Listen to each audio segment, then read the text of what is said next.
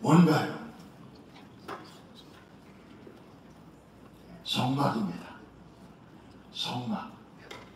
그런데 우리가 오래전부터 성막에 대해서 많이 들어왔을 텐데요. 이상하게 좀 복잡하다, 좀 어렵다 이런 느낌이 많이 드시는 것도 사실입니다. 저도 그랬으니까요. 아마도 그렇게 많이 들었으면서도 좀 나와 별로 상관이 없는 것으로 여겨지는 이유 중에 하나는 내가 살 집이 아니라고 생각하기 때문에, 나와 별로 상관이 없다고 여겨지기 때문에. 근데 만일에 여러분들이 앞으로 한 달 후에 어느 집으로 이사를 가신다고 한번 생각해 보십시오. 이미 계약 끝났고 이제 집만 옮기면 되는 상황입니다. 그러면 여러분은 가만히 있겠습니까? 틈나는 대로 그 집을 방문해 보시지 않겠어요? 아내는 아내대로, 남편은 남편대로, 애들은 애들대로 내가 이용할 그 공간이 어떤 구조로 되어 있는가. TV는 거실에 어느 쪽에다가 두는 게 좋을까. 또 커튼은 천으로 그냥 할까 아니면 블라인드식으로 할까. 그리고 컬러는 어떤 식으로 하면 잘 어울릴까. 특히 우리 한국 사람들은 바닥에 관심이 많아요. 카펫으로 되어 있는데 그냥 그대로 쓸까 아니면 다 걷어내고 마루로 싹 깔아버릴까. 또 우리가 소중히 여기는 액자들은 어느 공간에 어떻게 배치를 하면 좋을까. 조명은 직접 조명이 좋을까, 저기는 간접 조명으로 할까. 여러 가지 이제 아마 구상들이 있을 것입니다. 그리고 궁금하면 또 한 번 가보고 또 한 번 조사하고 줄로도 한번 이렇게 재보고 그렇게 하지 않겠습니까? 왜 그럴까요? 한 달 후면 내가 들어가서 살 집이기 때문에. 자, 그러면 여러분들에게 진짜 중요한 질문 하나 하겠습니다. 왜 하나님께서 성막이라는 주제에 대해서 이토록 아주 디테일에 신경을 쓰시고 7장에 걸쳐서 말씀을 하시는 그 이유가 무엇일까요?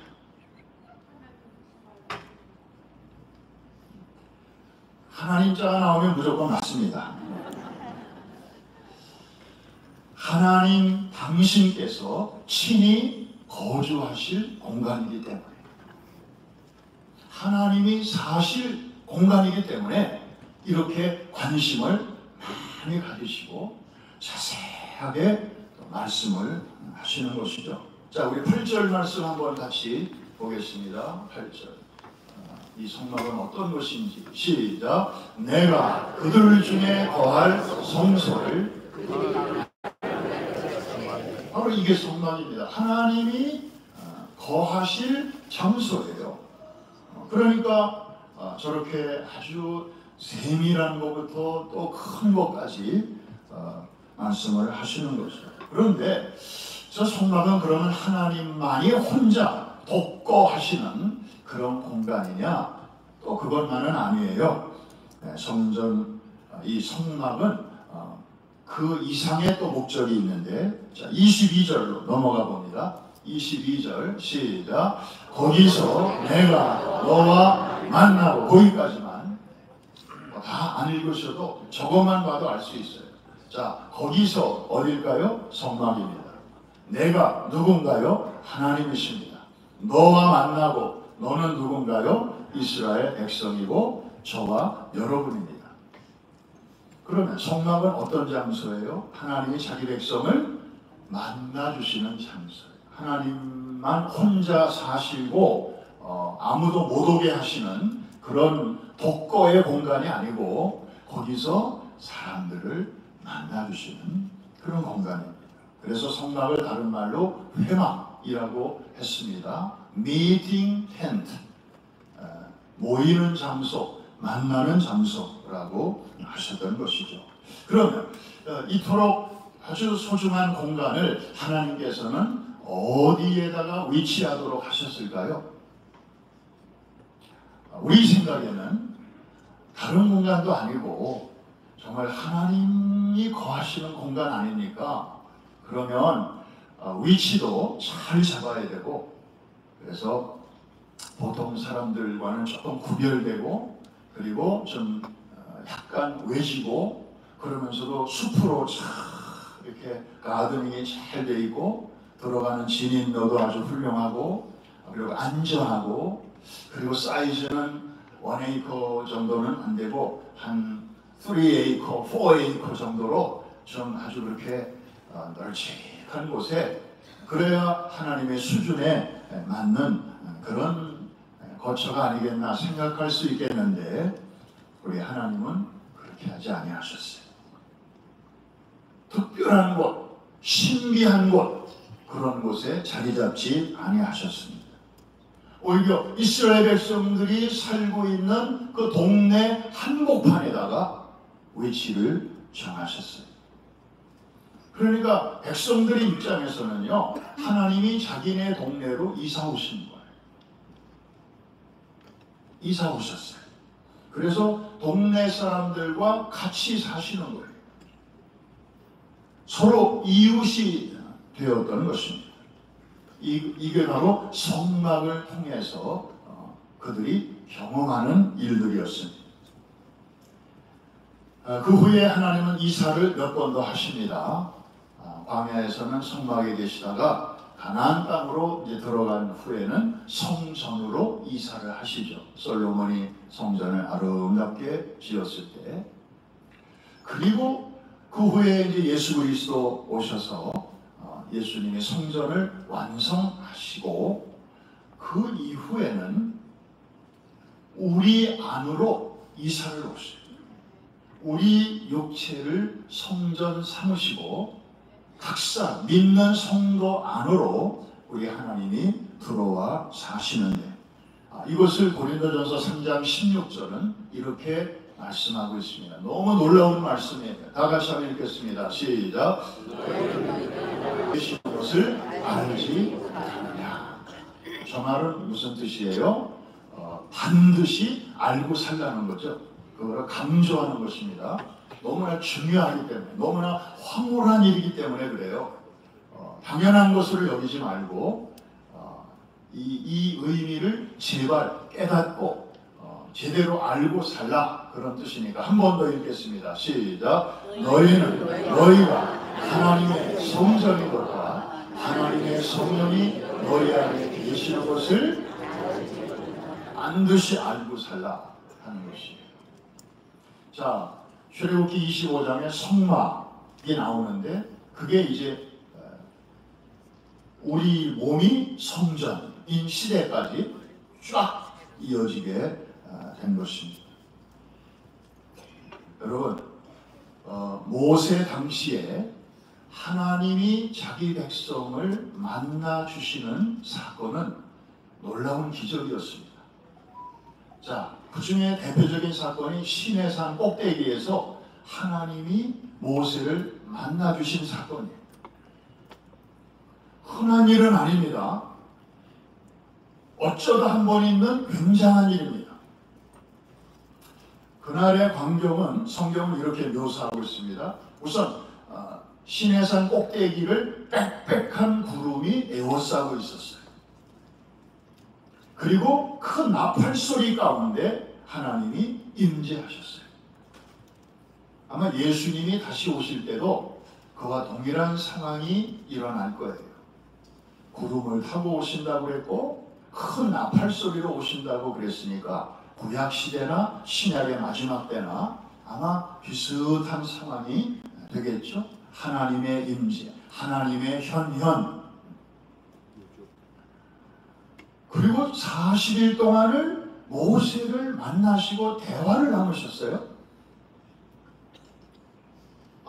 친히 쓰신 십계명이 적힌 두 돌판을 모세에게 주시기도 하고, 그 다음에 이제 성막에 대한 그런 자세한 내용을 이제 말씀을 하셨어요. 저는 참 이 대목에서 참 궁금한 게 있어요. 모세가 40일 동안 성막에 대한 설계도와 그 다음에 그 스펙에 대해서 다 설명을 듣고 내려와서 그대로 지었잖아요. 한시의 오차도 없이 다 지었기 때문에 하나님이 만족하셔서 이제 그 성막이 완성되었을 때에 쉐키나 영광의 구름으로 임재하심으로 합격 이렇게 말씀하신 거란 말이에요. 그러면 모세가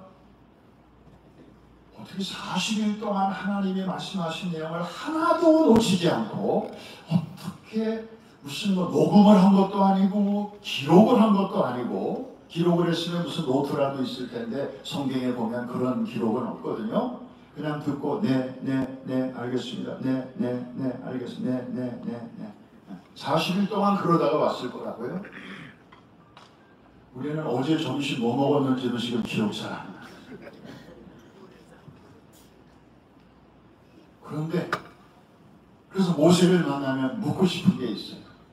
어떻게 그렇게 그 하나님의 말씀을 잘 경청하고 어떻게 그 중에 하나도 놓치지 않고 어떻게 그대로 작업을 할 수가 있었습니까? 그 비결이 뭡니까? 우리 같으면 아무리 열심히 들어도 놓치는 부분이 있잖아요. 그럼 놓치는 부분에 대해서는 일하다 말고 어떻게 할까요? 대충, 그죠? 대충. 사이즈도 대충. 뭐 재료도 그냥 있는 거. 광야에서 뭐 무슨 재료가 그렇게 우리가 생각하는 대로 다 있겠어요? 그냥 되는 대로 이렇게 할 수도 있는데 99.9%가 아니고 100%를 그렇게 했던 것이죠. 자, 지금 제가 포인트를 하려고 하는 것은 무슨 내용인가 하면 구약시대에도 하나님이 가끔씩 자기 백성을 만나러 내려오시는 사건이 백성들에게는 기적이었어요. 놀라운 일이었어요. 그런데 그들의 입장에서 이제 오늘 우리를 볼 때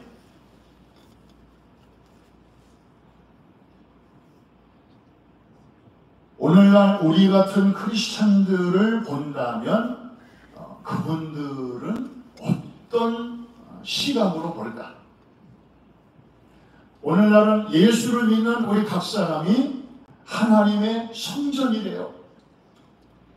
그 당시는 회막, 성막이 성전이었는데 이제는 우리 각 사람이 성전이 된 것이죠. 아니 어떻게 하나님이 각 성도의 몸 안에 저렇게 들어가 계실 수가 있냐? 이거는 있을 수 없는 일이고 우리로서는 꿈조차 꿀 수 없는 그러한 일이 아닌가. 그러면서 우리 안에서 지금 되어지는 일을 보고 그분들은 기적 중에 기적이라고 말하지 않겠습니까? 아무 감동이 없으신 것 같으네요. 하나님이 어쩌다 한번 찾아오시는 것도 기적인데 그 하나님이 우리 몸 안에 그냥 살고 계신다는 이 사실, 방문도 아니고 그냥 오신 그날로부터 끝날까지 살고 계셔서 우리가 성전이라고 하는 이 사실을 우리는 그냥 당연한 것으로 자연스러운 것으로 지금 여기고 있지만 구약시대 성도들의 사람의 관점으로 볼 때는 이거야말로 기적 중에 기적이 아닐 수가 없다는 것입니다. 그런데 그런 놀라운 기적이 여러분들에게는 일상 속에서 일어나고 있다는 사실. 믿으시면 아멘 하십시오. 그거예요. 우리가 이거를 알고 살면 하루하루가 감사와 찬양으로 채워지지 않을 수가 없습니다. 구약시대 성도들은 꿈조차 꿀 수 없는 그 현실을 우리는 날마다 살고 있는 부러워할 일입니다. 자, 이 성막을 건축할 때 하나님께서 주의사항을 하나 하셨네요. 9절입니다. 9절 말씀 다시 한번 보겠습니다. 시작. 무릇 내가 내게 보이는 모양대로 장막을 짓고 기구들도 그 모양을 따라 지을 지냐. 광야니까 뭐 제대로 재료나 있겠냐? 그래, 내가 사이즈만 알려줄 테니까 너희들이 대충 알아서 나를 위해서 지어줘. 이렇게 말씀하실 수도 있었지만 하나님은 의외로 굉장히 까다롭게 말씀을 하십니다. 다른 융통성을 전혀 허락하지 아니하셨습니다.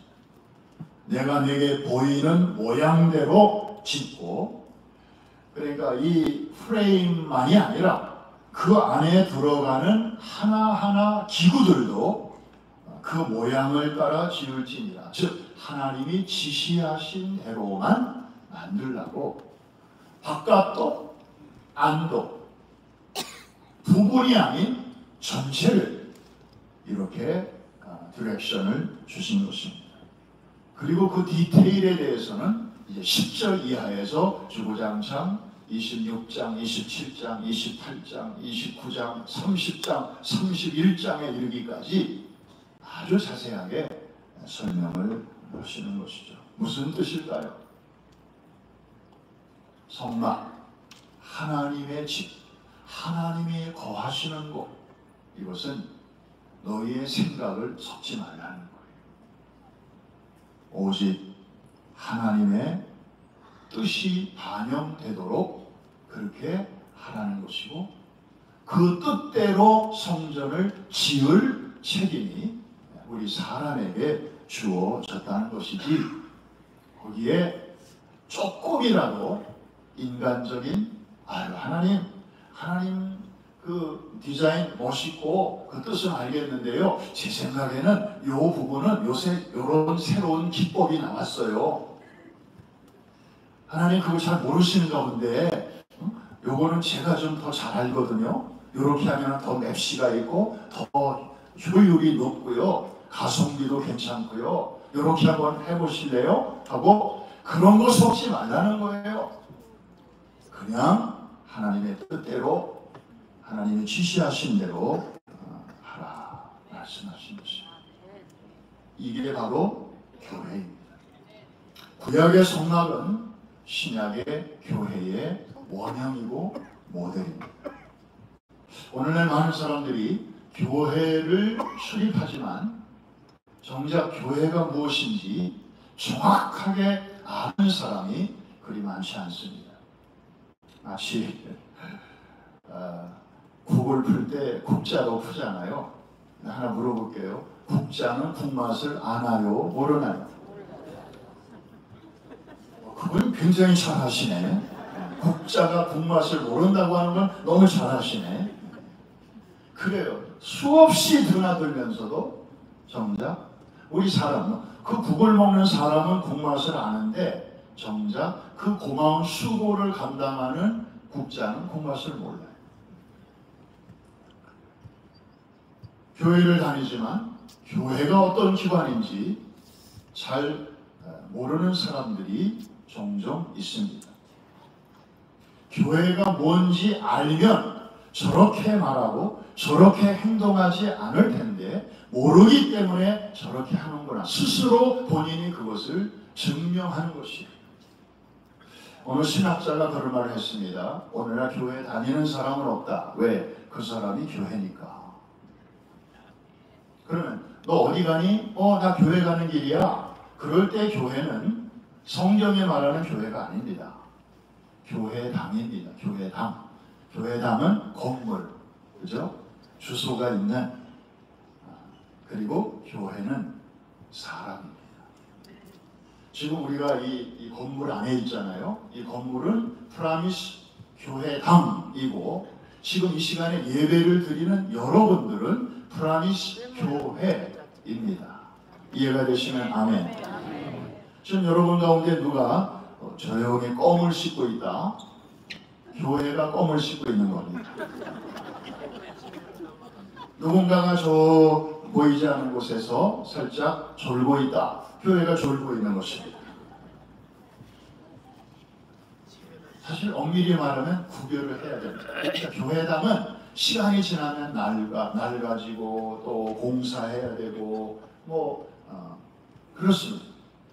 그런데 교회는요, 얼마나 하나님께서 아주 끔찍하게 위하시고 그리고 책임져 주시고 지켜주시고 돌보시는지 음부의 권세도 해할 수 없으리라.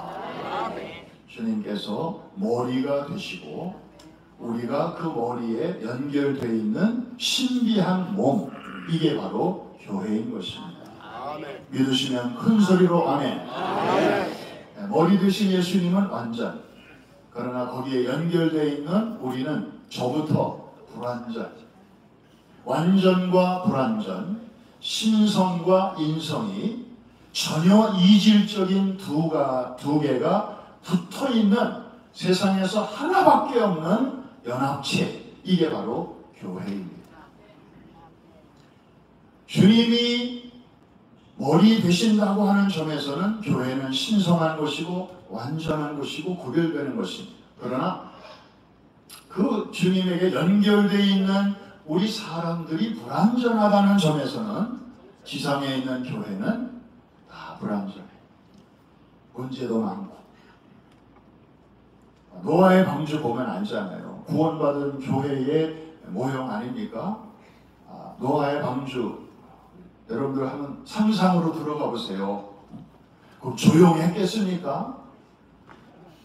10만 개가 넘는, 10만 개? 12만 5천 마리의 짐승들이 그 배 안에 가득 실려 있어요. 조용했겠냐고요. 그리고 냄새는 좀, 향수 뿌리면 좀 괜찮은가요?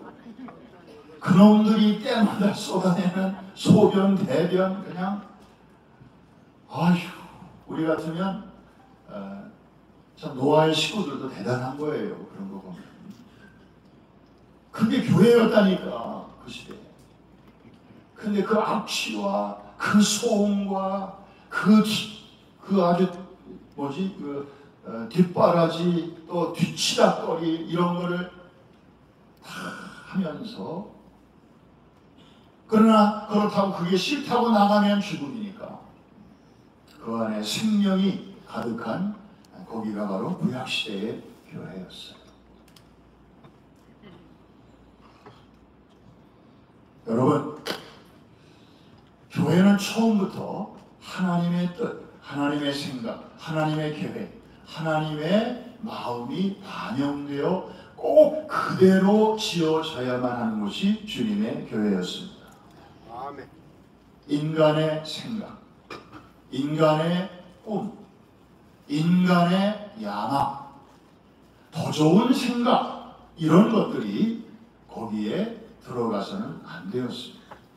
물론 이제 그 교회를 이렇게 운영하는 과정에서는 얼마든지 하나님이 주신 창조적인 아이디어와 여러 가지 좋은 생각들이 들어가도 좋았죠. 그러나 이 교회를 지을 때, 이 교회를 구성할 때, 그 최초의 프레임, 이 기초, 이거는 오직 순수하게 하나님의 그 뜻으로만 지어져야만 했다는 것입니다. 여러분의 구원도 전적으로 하나님의 은혜로 이루어진 것을 믿으시면 아멘. 아멘. 거기에 나도 좀 보탠 게 있는데요.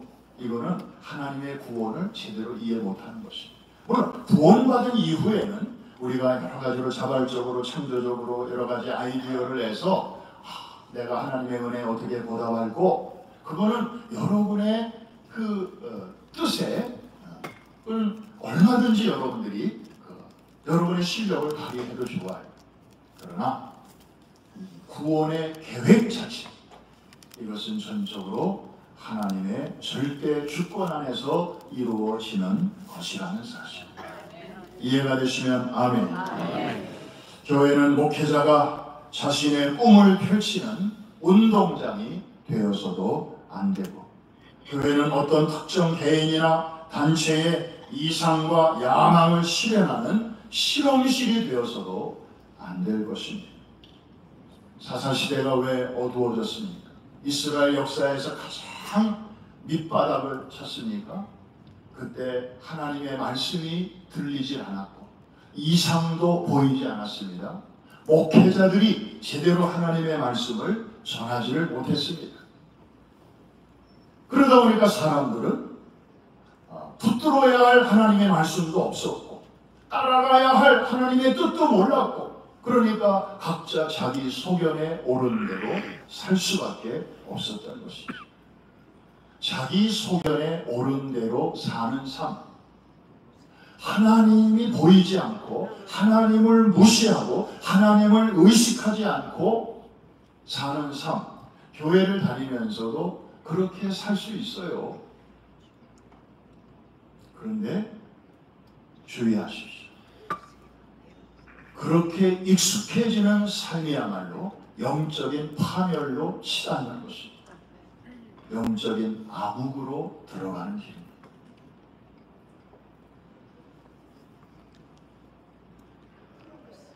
그래서 오늘 찬송가에 나오는 가사가 참 마음에 와 닿아요.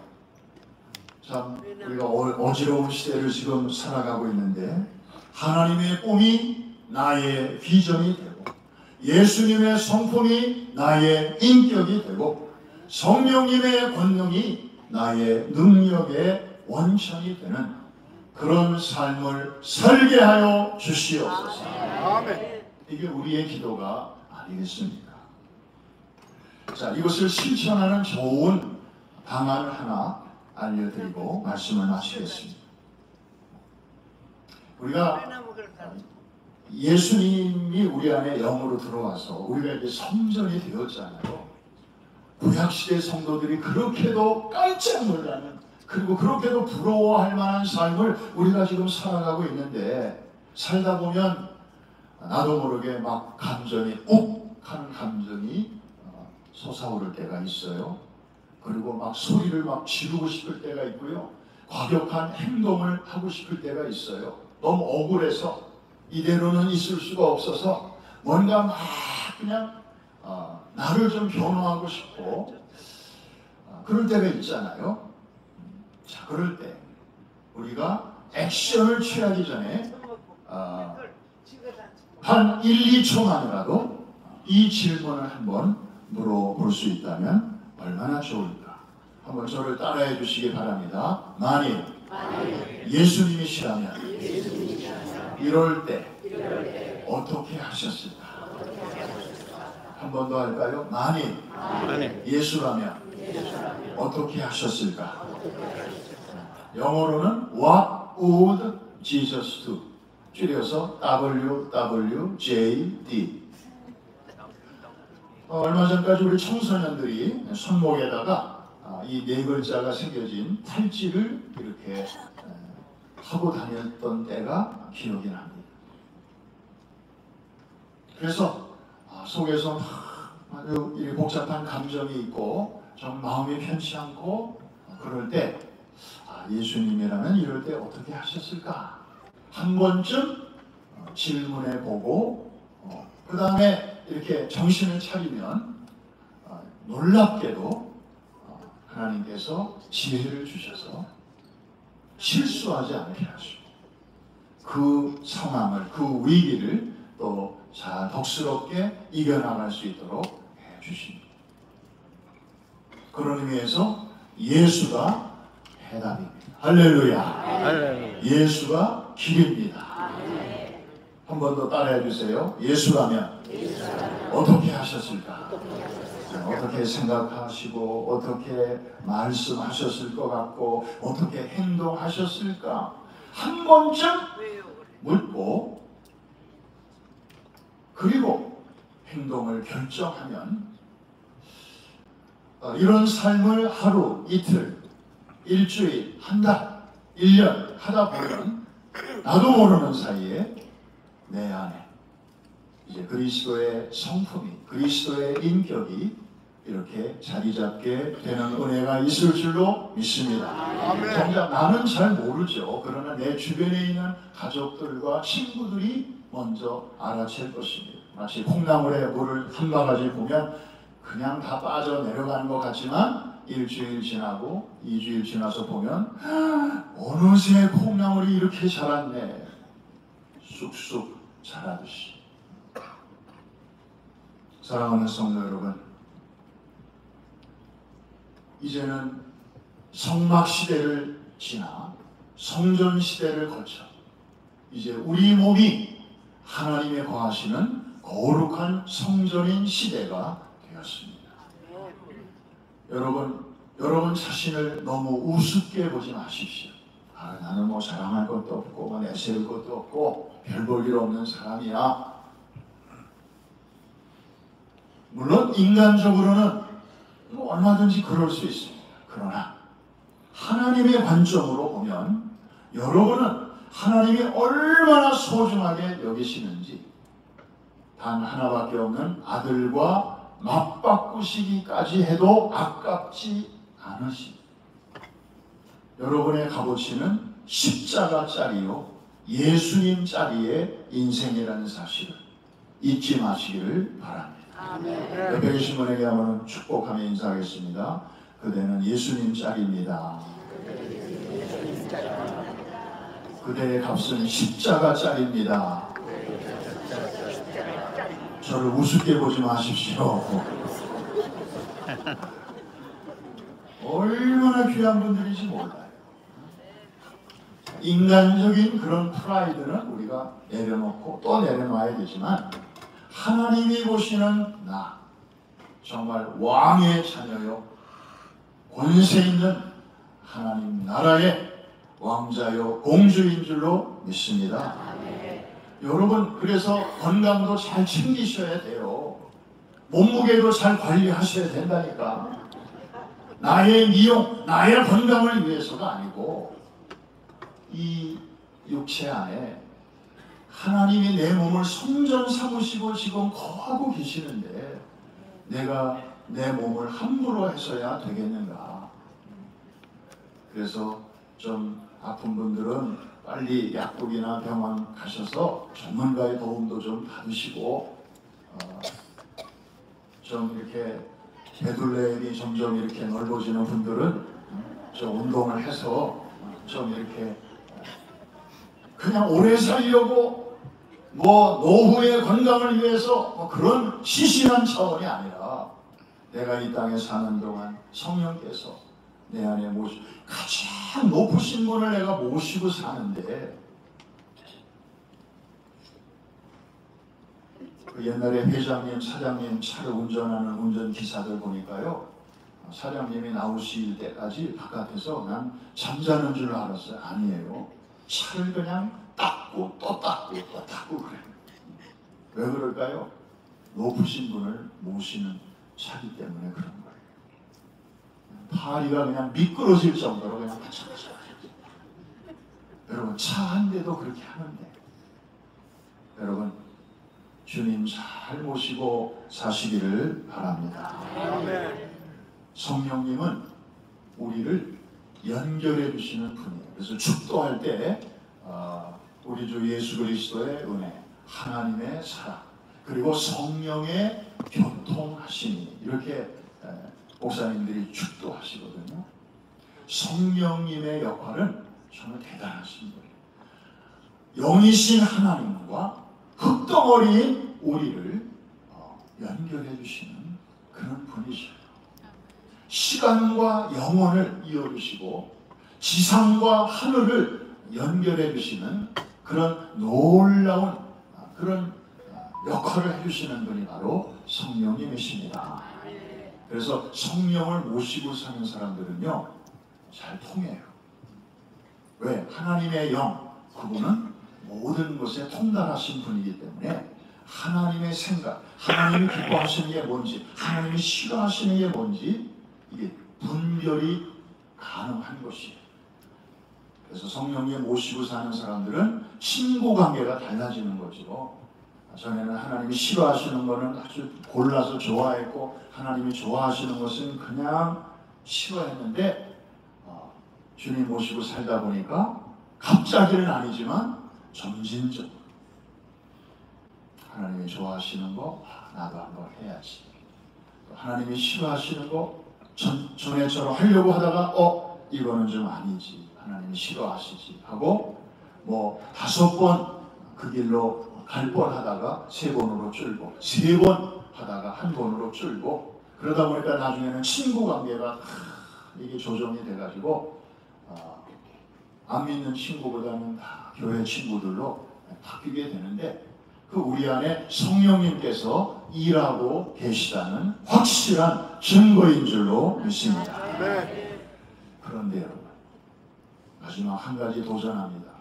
그런 성령님을 모시고 사는 우리가 왜 같은 성도끼리 때로는 이렇게 소통이 안 되고 또 관계가 멀어지고 그런 것을 우리가 종종 경험하게 됩니다.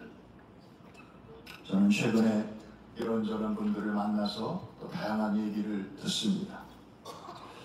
여러분, 부부간에 어떤 분들은 정말 세월이 흐를수록 아주 농익은 그런 아주 깊은 관계를 잘 유지하시는 그런 정말 닮고 싶은 그런 부부들이 우리 교회에 많이 계셔요. 그런데 간혹 보면 세월이 흐를수록 오히려 더욱더 대화가 어려워지고 벽처럼 여겨지고 그냥 싫고 그런 가정들도 가끔은 보입니다. 부모와 자식 간의 관계처럼 계산이 없고 그냥 해주고 싶고 그런 관계가 또 어디 있겠습니까? 대부분의 가정들을 보면 부모가 자식을 대견하게 여기고 또 자식들은 자기들을 위해서 그렇게 희생하고 헌신하는 부모님들에 대해서 너무너무 고마운 마음을 갖고 있어요. 그런데 어떤 가정을 보면 대화조차도 쉽지 않고 많은 오해가 있고 왜 그럴까?